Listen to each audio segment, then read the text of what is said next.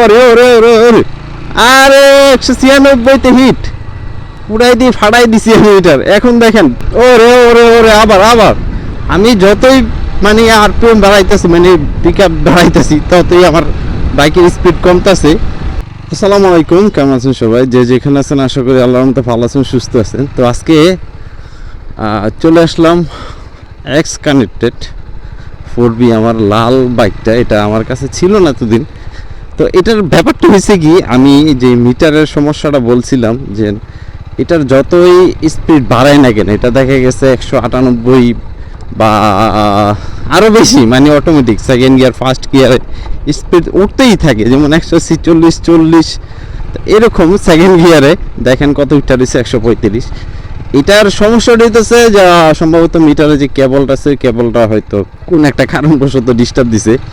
আর আমার মতো মনে হয় টপ স্পিড কেউ উঠাইতেই পারে না। আমি যতটা উঠাইলাম, এই সেকেন্ড গিয়ারে দেখেন 130, 49, 62, 75 আর কত, এই দেখেন ওরে বাবা রে, সেকেন্ড গিয়ারে অনেক অনেক অনেক স্পিড উঠে গেছে।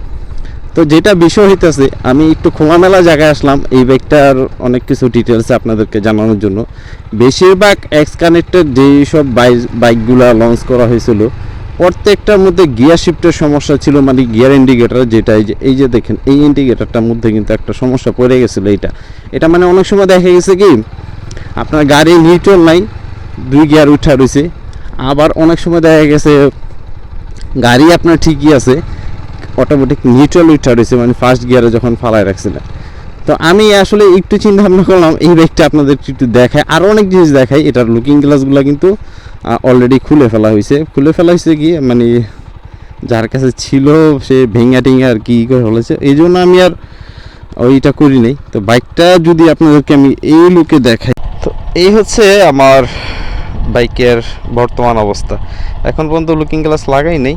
আর অটোমেটিক দেখেন ওই যে 4 স্পিড উঠে রয়েছে, এটা কিন্তু নিউট্রাল হয়ে রয়েছে বাইকটা, দেখতেই পারতেছেন অটোমেটিক এখানে নিউট্রাল উঠে রয়েছে। গিয়ারও ঠিক আছে, ওইটা আমি সেন্সরটা চেঞ্জ করছিলাম যখন ওয়ারেন্টিতে ছিল। আর আরও কিছু কিছু দিক আছে যেগুলো আমি দেখাইতেছি এক্স কানেক্টের যে সমস্যা, যেমন সাইলেন্সের এক্সজস্টারের ওই যে ভিতরে যে ঝালাই, ওইটা ফাইটা গেছে, একটা শব্দ হয় টন টন টন টন। আর কি, আর ওই যে হরেনের যেইটা আছে এইটাও নষ্ট করে ফেলেছে, মানে বিশাল এক সমস্যার বলতে গেলে এই এক্স কানেক্টেড 4B বাইক। যারা নিছেন তারা তো দেখা গেছে ওয়ারেন্টি ক্লেম করছেন, কিন্তু আমার ওয়ারেন্টিটা আমার শেষ। এটা যে আমি ওয়ারেন্টি ক্লেম করবো ওরকম আমার কিছু নাই। তবে আমি দেখালাম একটু জাস্ট খালি আমার যেই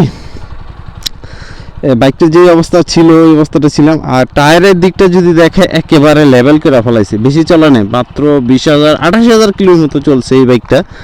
এর মধ্যে টায়ারটার একবারে নাজেহাল অবস্থা করে ফেলাইছে। আমি আপনাদেরকে টায়ার গ্রিপটা দেখি, যে দেখেন টায়ারের কি অবস্থা।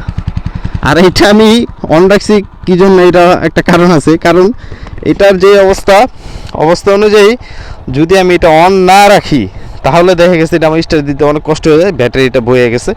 এই জন্য আর এটা দেখা গেছে আর অফ করি না, কয়েকটা কিক মারলে তারপরে এই বাইকটা স্টার্ট হয়।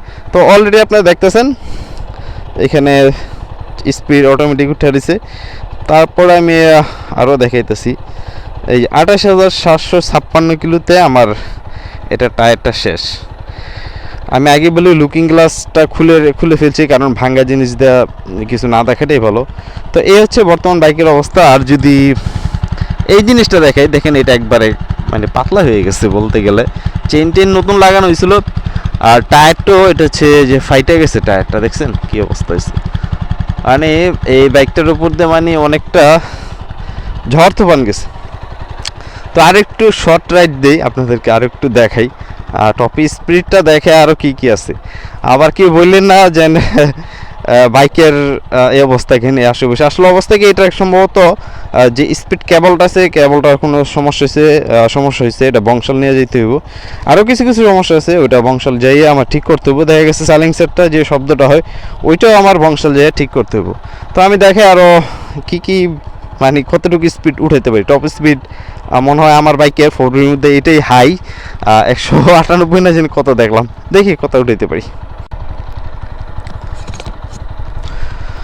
তো যাই হোক, আমি আপনাদেরকে একটু দেখাইতেছি যে বর্তমানে এক্স কানেক্টেড কী অবস্থা আছে। তবে সব কিছু সমাধান করার পর এটাকে আবার রিফ্রেশ এডুকেশন বের করা হয়েছে ভার্সন 3। এই যে দেখেন সেকেন্ড গিয়ারে যদি 122-141 ওঠে, তাহলে এই বাইক দিয়ে যদি আপনি ট্যুরে যান, আপনার কাছে মনে হবে আপনি একটা 300 সিসির বাইক নিয়ে ঘুরতেছেন। ঠিক আছে, 300 সিসির বাইকে কিন্তু এত স্পিড ওঠে না। তার মানে কেবলটা সমস্যা যতটুকু সম্ভব হয় আমি এটা খুব দ্রুত আর কি ঠিক করার চেষ্টা করবো, আর ওদিক নাই যেই যেহেতু আর কিছু দেখেন নাই, জাস্ট খালি এটুকুই আপনাদের জন্য দেখানোর জন্য একটা ছোট্টখাটো একটা আমি ব্লগ করলাম। এই ব্লগটাতে দেখালাম যাদের বাইকের কেবল সমস্যা হয়, মানে স্পিড যে কেবলটা আছে, মিটারের যে কেবলটা আছে পিছনে চাকায় থাকে 4বির, আর আরটিআর 4বিতে শুধু 4বিতেও সম্ভবত পিছনে চাকাই দিছিল এই কেবলটা। তা আসলে এই দিকগুলো আমাদের খেয়াল করা উচিত। এখন দেখেন কত উঠে রয়েছে, 195 টপ স্পিড।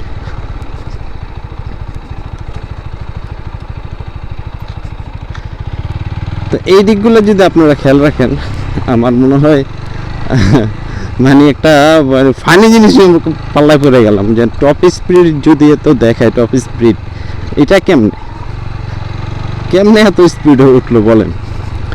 তো দেখি এখন বংশাল নিয়ে যাই, বংশাল যাওয়ার পর দেখি কী অবস্থা হয়। কিন্তু 200 কিন্তু ওভারটেক করতে পারিনি, 99তে গিয়ে সম্ভবত বাড়ি মারছে, তারপর আর উঠাইতে পারিনি।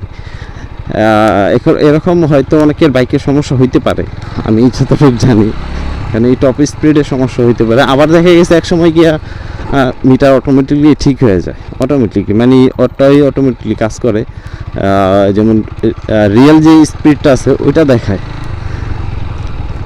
এই যে এখন আবার 197, 90 মানে এক এক সময় এক এক স্পিড দেখাইতেছে।